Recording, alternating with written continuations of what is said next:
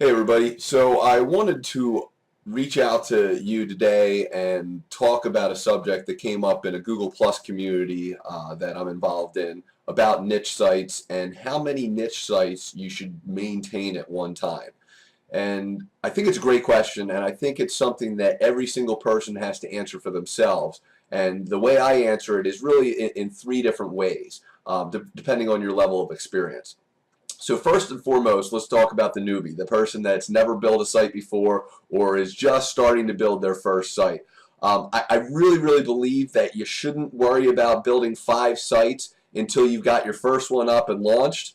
And then once you've got it launched, I would make sure that you fill it up with a certain amount of posts. My target is usually between 5 and 10 to start with, to see if it's a good piece, and then go up to 20 before you really decide to invest it or not in it or not. But I think you have to get your first site right, and build it and make sure that it's bringing in some revenue before you go ahead and try and mass produce a number of different sites. So the second person that I think is that this answer applies to is the veteran. The veteran who's built a couple sites, has experience building, kind of has an idea of what the formula is supposed to be, and has had some success. I think that veteran should typically try and maintain about 3 to 10 websites.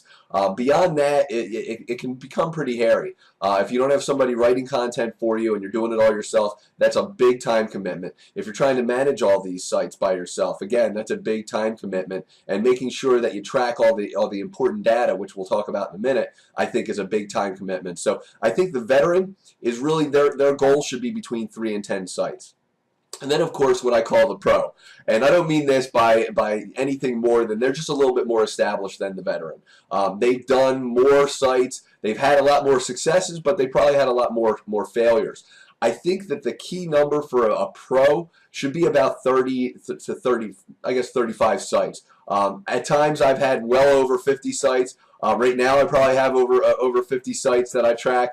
But it does become pretty time consuming, and you stop wanting to produce new sites when you're really starting to maintain those. So really what I want to do is maintain 30 to 35 sites and analyze which sites are working and which sites aren't. Now, when I say maintain, that means actively managing a site. It doesn't mean you can only have 30 sites. If you have a site that's just a set it and forget it site that you don't have to post on, you don't have to do any work with, then that doesn't really count as far as managing a site. But if you're actively managing, and I mean that you're doing some kind of work, probably a couple times a week on it, you want to make sure that you don't go too far over 30. Now again, there's going to be the expert level that can handle all this stuff, has a big team, and can do all these great things. I'm not really talking about that person. That person's making thousands of dollars a month without any issue, and again, is not going to have any concerns about building more and more sites. One guy that I think is doing a great job, or one team, is Empire Flippers. Those guys build a ton of sites, but they have a team in place to do it. They're not actively managing all the sites that I'm aware of, at least, and I certainly know that they're not doing all the research and content creation or anything like that. So if you're doing this by yourself, this is really the goal. As a newbie, you want to have a new person, a brand rookie, we'll call you. You want to have one site, get it right, and then move on beyond that. The veteran, you want to be focusing in on between 3 and 10 websites before you continue to build out. And once I think you've really mastered it, then you take yourself up to what we'll call the pro, and that's 30 to 35 sites. Now, the key to managing is having a system in place. Ray Kroc is I guess the founder of franchises that everybody thinks at least is the founder of franchises. But really, what he did is he found a system of building a perfect meal for a family and then replicated it nationwide. So anytime you walk into a McDonald's, the fries taste the same, the burger tastes the same, and so forth. And he has a team of people doing it. He's not doing it himself. So that's a really good system that you want to get into, but it all starts with understanding what goes into the system. Now, I'm not going to talk specifically about building the sites because you need to figure out what system works the best for you. What I want to talk right now about is how to manage and maintain those sites and most importantly, what you should be looking at. So the first thing that I think you need to track is search rankings.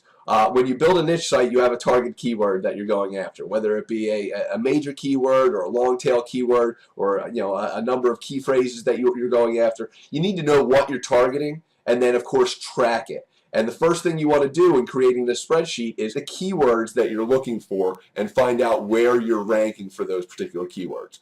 Obviously, if you're not showing up in the top 100, then there's a lot of work to do. If you're in the top 20, that's great. If you're in the top 10, that's even better. If you're in the top 5, awesome. And if you're number 1, then you should be starting to make some good money.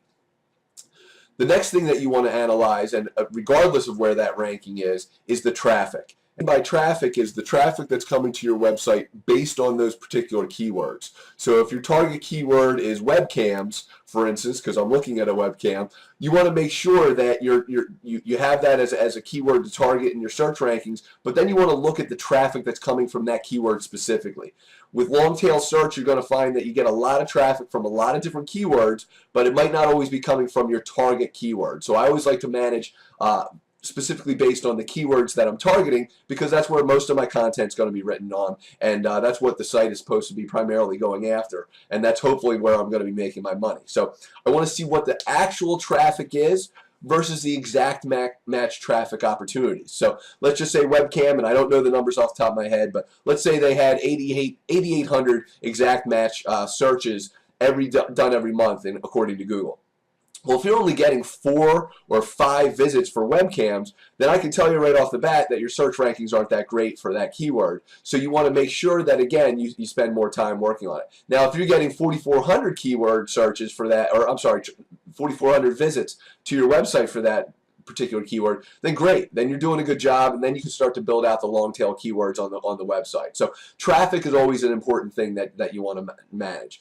The number of posts. I talked a little bit about it a little bit earlier, where the target for one of the websites I build is going to be between 5 and 10 posts, just to see whether or not this thing's going to have legs or not. And then once I decide to continue building it out, I really set my number at 20 before I decide to really heavily invest in a site, or if I decide to just set it and let it auto coast and hopefully generate me more money.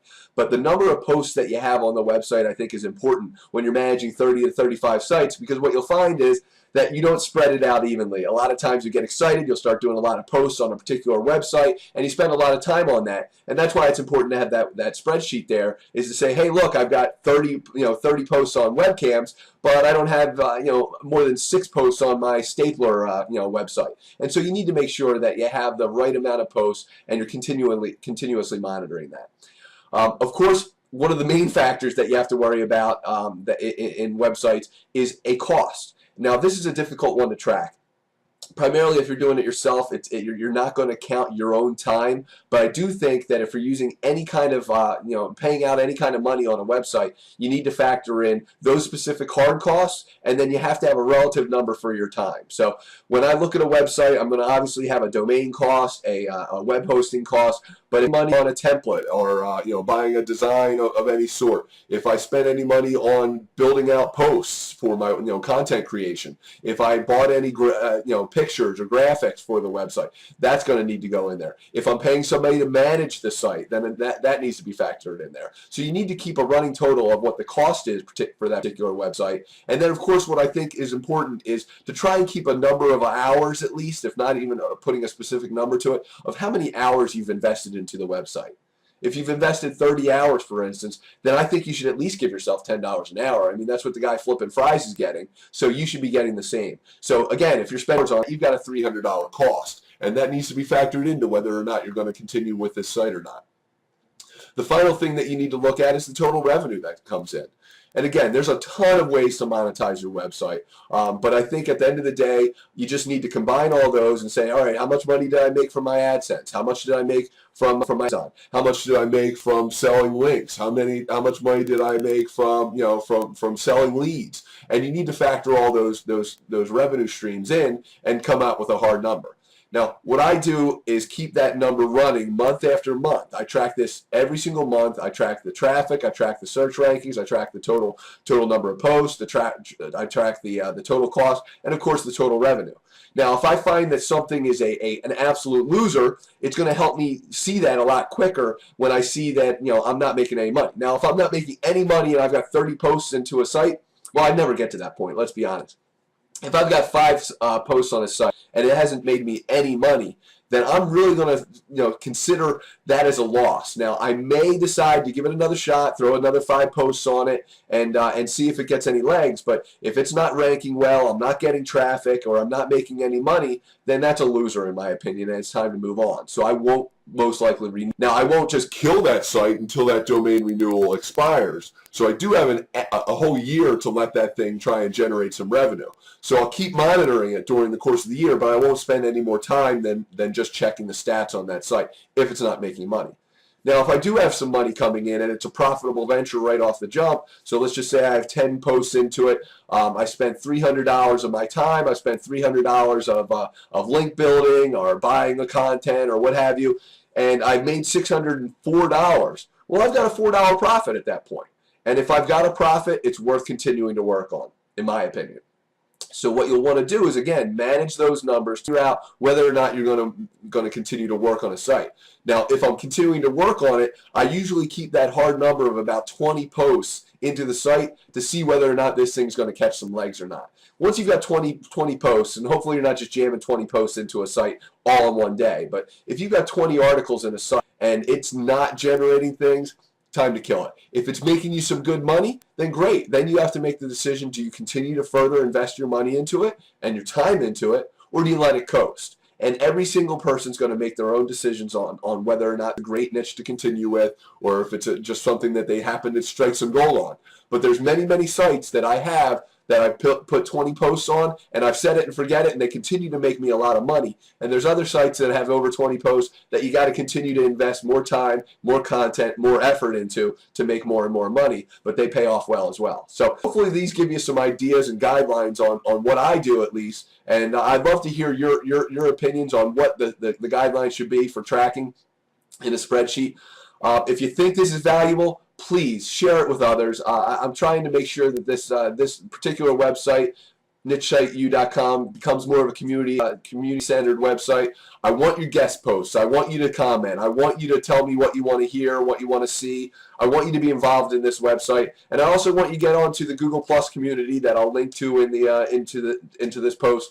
That get involved. The more and more we share as a group, the more and more we can learn, and we can beat Google at the end of the day. Because at that, what your goal here is to do is to make money and get ahead in the search rankings, make a lot of money doing so. But you got to beat Google to do it, because if you're not beating those search engines showing up in the top 5, you're probably not going to make a lot of money. So please share this with friends, share it with family, share it with anybody interested in building niches. Please leave a comment. Let me know your feedback, whether you like what I'm talking about or if you don't. I want to have that kind of conversation with you, and I appreciate you investing your time with me today.